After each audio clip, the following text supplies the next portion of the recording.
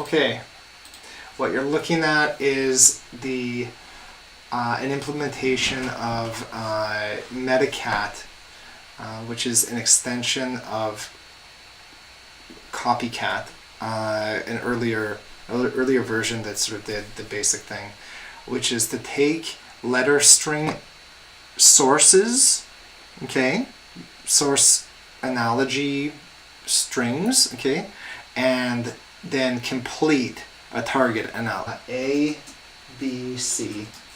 And this example is the paradigmatic example, I would say. It sort of demonstrates an interesting little cleverness in the system that that other analogies you may not get the same little piece of cleverness showing itself. Okay, so that's the transformation of, in the source analogy, ABC goes to ABD. What would XYZ go to? Okay, so that's the problem. Okay, so now we're going to say,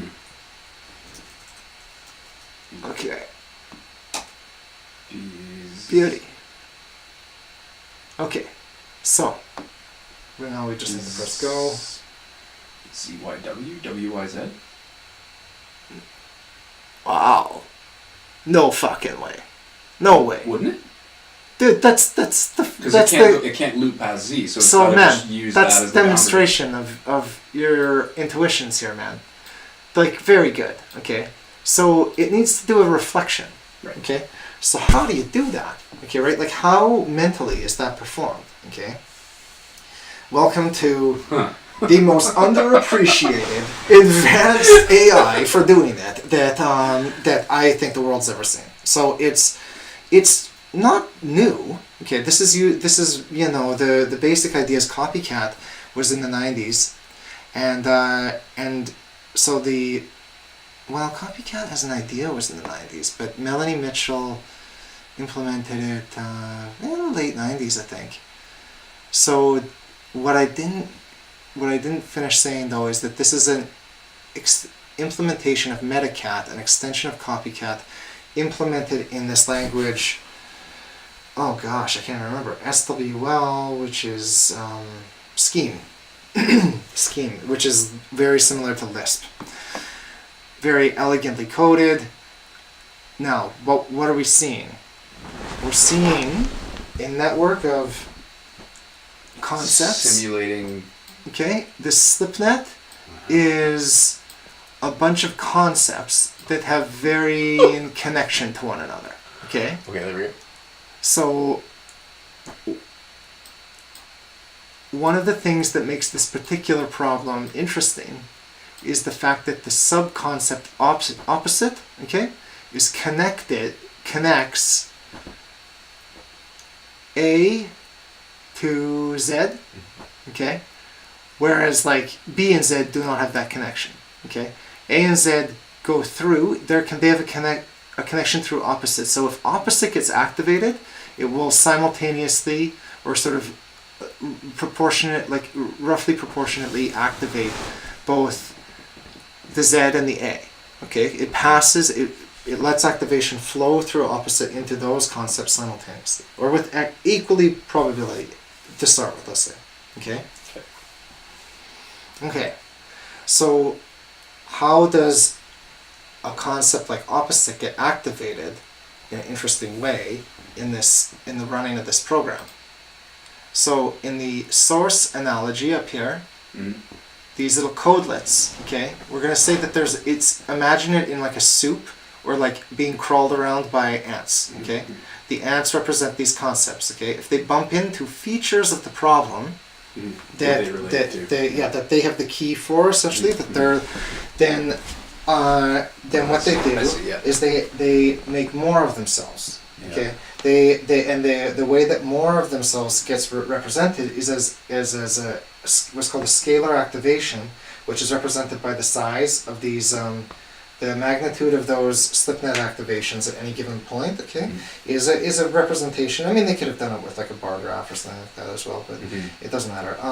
But the point is that it's created pressures to release more of those particular concepts to go hunting around on the target analogy. Okay. Now, what it's trying to do is those sub-concepts are trying to find, a home in terms of describing the relations of that target analogy, right? So now, how would we get a concept like opposite being activated? Well, actually, the way that it's getting activated is through bridges between the source and the target, between A and Z. By building that bridge, it's making it possible to activate the concept of opposite. Okay. It first doesn't it have to first determine that there's an implied direction to the sample. So we're going to apply opposite to the directionality now. So once we get the activation of a concept like opposite, okay, by virtue of the joint activation of A and Z, it goes both ways. So there's like it's like bidirectional relationship. Okay, they can activate a concept like opposite, and then now the concept of opposite can be applied to the concept of like successorship. Here it could now activate predecessorship. It can mirror those patterns. It can mirror those patterns. Exactly. Take that pattern analysis set and then flip it to look for. The concept of rightmost can be like converted to leftmost, right? Yeah. So then once you take those concepts and they create a perceptual structure, the combination of them creates a perceptual structure in the target that is like coherent, makes sense, okay? Now coherent makes sense. What the hell, like what, to who, to what, okay? Yeah. Well, there's a very interesting thing here that like is I have really yet to see it implemented so elegantly in other models, but there's a concept of temperature. And temperature is analogous to the role that temperature plays in a ferromagnetic icing model. Okay, now a ferromagnetic icing model is like, imagine that you've got a ferromagnetic lattice, okay? And you've got spins that, like any one of the nodes in the lattice, like atoms in an actual thing, okay? They can be like up or down, like pointed up or down, let's say, okay? And so then there's a local pressure for like, okay, at any given moment, will one that's pointing up, will it flip to down or will it stay as up? At any given moment, there's a probability that it's going to flip, that accounts for a local pressure, so the sum of local pressure to make it flip, and there's a term for global pressure, like the proportion of global pressure to make it flip. Okay, now there's a room in the equation that does this, that takes these two things, okay, that includes a term for temperature. So if the temperature is high, it's more likely that it will flip, okay? Gotcha. If temperature is low, it's like it's harder to dislodge it, okay? Gotcha. So it takes more energy to make it jump out of that state. Gotcha. Right, okay. Yeah. Okay, so temperature is a global quality of the current state of its process? Yes, and the way that it gets interpreted here is like, it's a measure of the coherency of the structure that gets built, okay? As the coherency of that structure increases, the temperature goes down, so there becomes a pressure not to rip it apart. Okay, so... Whoa, temperature is spiked up. What's up? What's up with that? Okay, so that's a good thing to notice. What that means is that the structure here it's hitting a snag, okay? So when the I didn't really complete the previous thought, but I'll just say that like when it makes no progress for a while, okay, then basically it can there's mechanisms, okay, like one is like a codelet, okay, a subconcept for juicing, jumping out of the system. I don't see it on there. I can't quite remember where it would be or so it's basically it jumps out and it surveys the situation and goes like, okay, for the last 4 attempts we've hit the same problem, which is there's no successor to Z. Okay, so and then when if the system keeps if the system keeps noticing that same thing, okay, and it can record that, and the temporal, it can use the temporal trace to help as one, okay, so it can record that in episodic memory, okay. So in episodic memory, if it gets a snag event, it will like essentially leave a memory trace, like oh, like okay, like this structure leads to considering XYZ as, I believe, a successorship group. Okay, so let's see, is it the successorship group? Yeah. So it's trying to apply the analogy successorship to successorship, okay, and it's hitting this snag, and so it's starting to remember the instances when that doesn't work now. Akin to something supposed to be like episodic memory, or like working memory, or something like this. Okay, episodic memory is not working memory, but like I don't know what's up with the, I can't remember the exact reasons that they would call it that versus working memory. Okay, so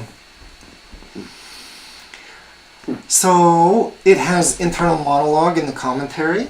So it has some level of insight into its like why it made particular decisions. And it's actually like a chatbot. Yeah. Sort of a setup. Yeah. Oh wow. Yeah. So when it hits those, it can essentially like it's explain. Like I made zero headway coming Yeah. up with a new idea. Oh, I seem to have run into a little problem again. Mm-hmm. Changing the letter category of the letter. So it's giving. Whoa. Mm-hmm. It's trying to like translate what the AI is doing into just relatable human speech, so that you don't have to like have the math load in your head to see what's happening. That's a nuts little layer. The number of these things that get created accumulate on the code rack. Okay. And that is the probability distribution with which they're drawn from at any given point. Okay, so at any given point in time, the system goes, what do we choose to execute on the code rack? And it assigns a probability that sums to 1 in this vector here. It converts these numbers, these raw accumulations, into probability, draws from it, and then that's the concept that like makes another, it gets a chance to sense the problem or something like that. Okay. Oh gosh, I wish I remembered that a bit better. But so it's not doing too well on this run, I gotta say. Like usually it can come up with dumb things. It might do XYD.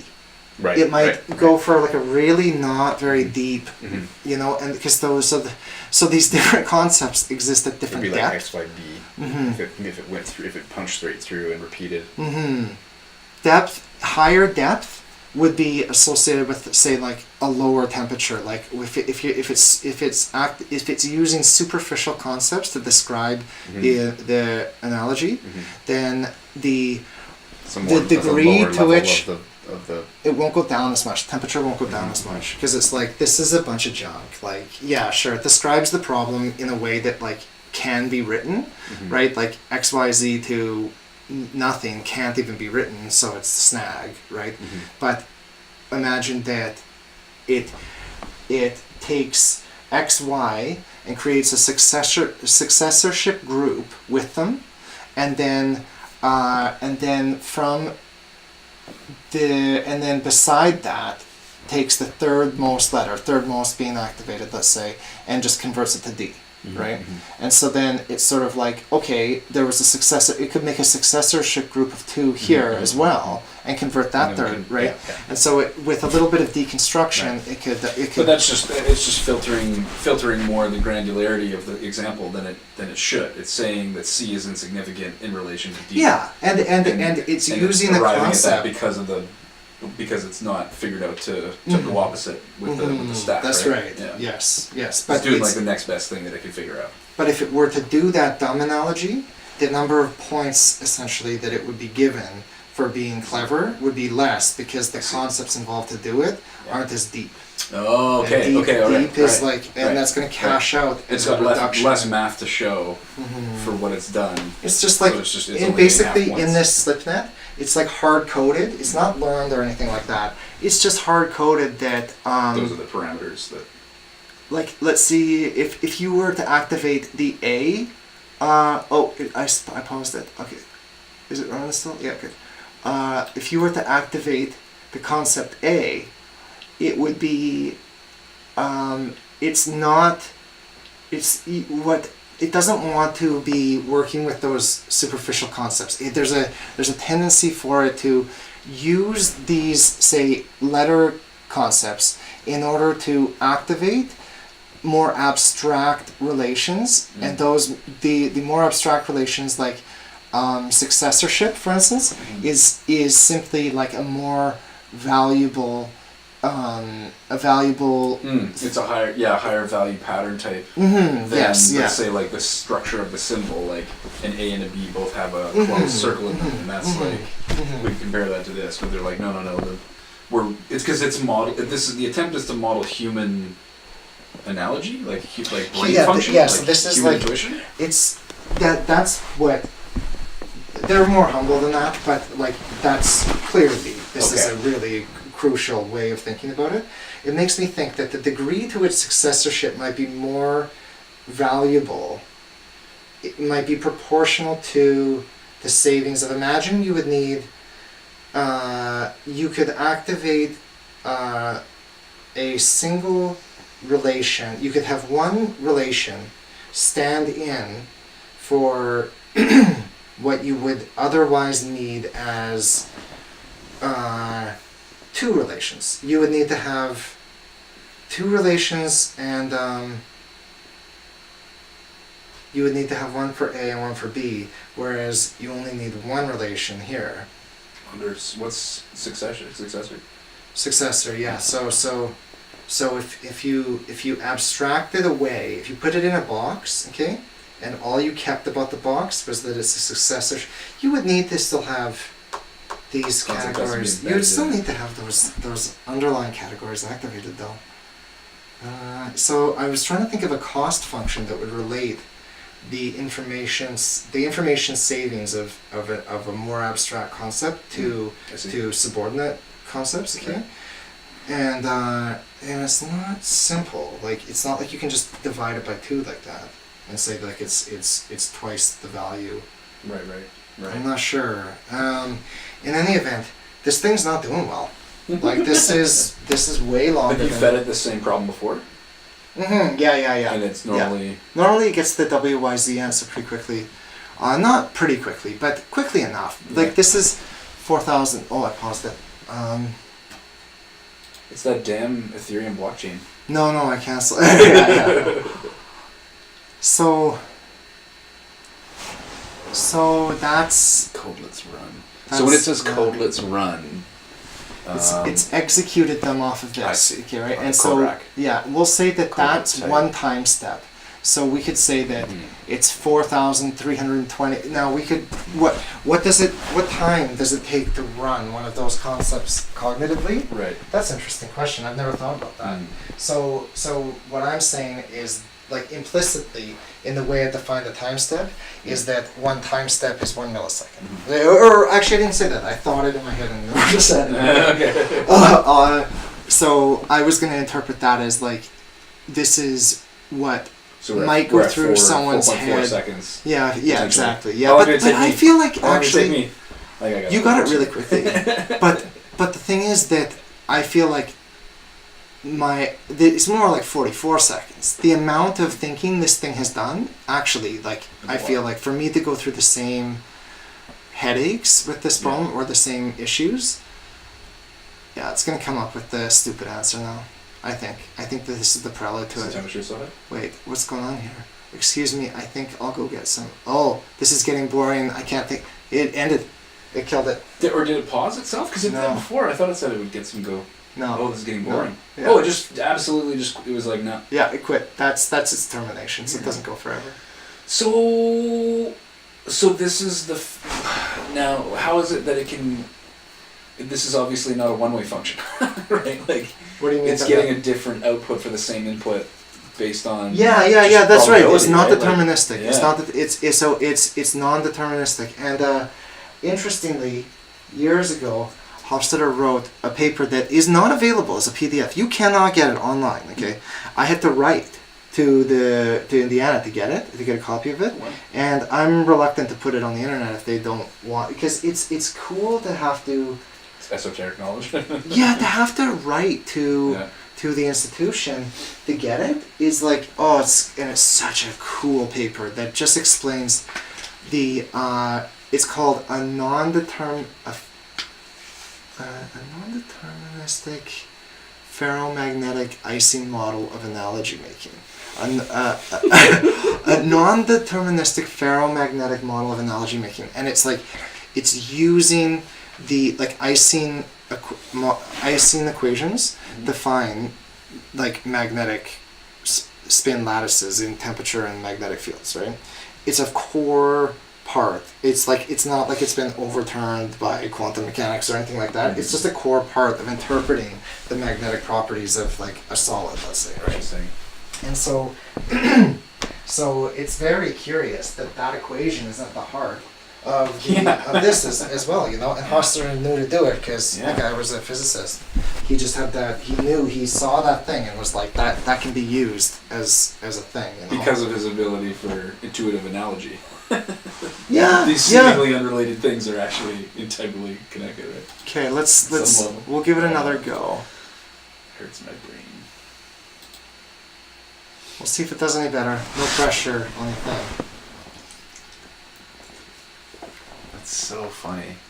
I feel like by explaining it the way I did, some of the other parts of it kind of fall into place. Like, it's got a temporal trace, so it has it's sort of a. Maybe we'll call that an iconic memory. Iconic memory is about 50 milliseconds. Mm. So it's the type of memory that exists on the threshold of like. You can be displayed like imagine an image displayed to you real quickly, and you're asked, did you see like an elephant in there? Okay, right? Mm-hmm. Maybe there's a bunch of images, and then there's one in the middle, and then the idea is that if you don't see it for at least 50 milliseconds, then it doesn't make it into iconic memory, and then you have no way of being like, yes, okay. Right. So, but.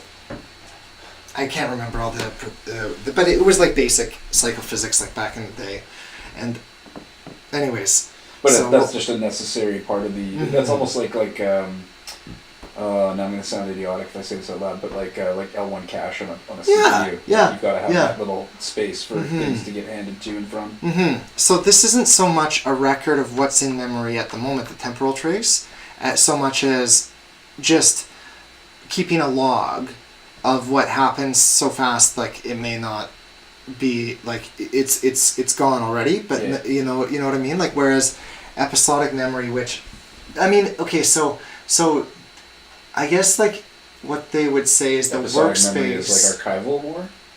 Episodic memory is supposed to be memory for instances of like remember like your 16th birthday. Remember when we went to like this like. We went up to Alice. Like a cassette, like a set event that gets its own little. Did I pause it again? Pause it again.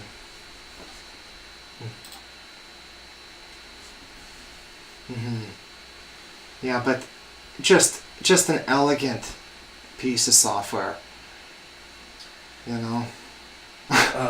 It's crazy to me, like just crazy. It's trying to get a computer to replicate the human ability of like interpreting an unknown out of the metadata connected to like what you're looking at. Like quickly grabbing all the metadata. That's a great way of phrasing it. And then developing an unknown result. And like we do it without, it's like there's so much autonomous stuff going on in our like physical chemical brains that make that happen that normal people don't ever think about. They just do it. They just have the advantage of that system running. And then this is a group of incredibly crazy people that are like, let's model this in a fucking computer. And, and have it explain in this exceptional detail how that process functions or how it works. And with the goal of just understanding ourselves better, is that the, like, what does this then serve? Well, I mean, it's a computer science endeavor primarily, but it's not. Well, it's. I would say it serves the purpose of putting a theory at the heart of cognitive science. Mm-hmm. Okay. So to the extent that cognitive science can say meaningful things, it depends on theories like this. I see. You know what I mean? Like, not the full. There's a lot of other things that cognitive science contributes that get overlooked, but until you have a repeatable model, mm-hmm. you just mm-hmm. have like conceptual ideas, which may or may not be great or have value. People may not understand what you're trying to say. Yeah. Like, you know what I mean? Yeah. They may not see it. You know. Yeah. So you gotta like take the exploded view of every subcomponent and show how they're related and show how it, and then show that it's repeatable yet non-deterministic. Like, Caleb has this annoying phrase, "Show me, don't tell me," and he just says it like he sort of stopped saying it recently, thankfully. But it's so frustrating because it's true, but it's so unsympathetic, and what you want is him to like sympathize, but then he says that at you, and it's just like, ugh. Interesting. Man. The bad one. Oh, it did, yeah. Look at that. So that's the conceptual structure that yields that answer. What do we got? We've got. Where's this? Right most letter to D. Right. Oh God. Change letter Okay. category. Yeah. Video has to end right there. Damn. What? What the hell? You What? resized it. I was like, I'll start.